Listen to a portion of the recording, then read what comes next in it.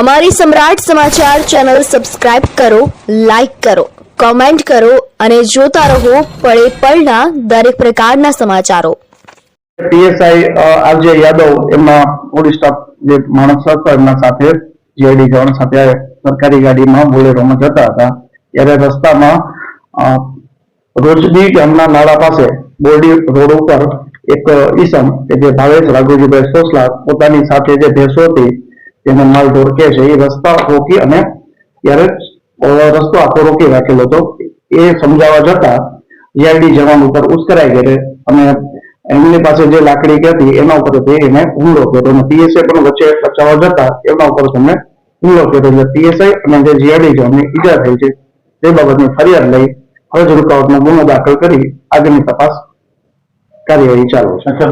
ક્યાં દાખલ કર્યા છે? એને એસઓએસ હોસ્પિટલમાં દાખલ કરેલ હતા.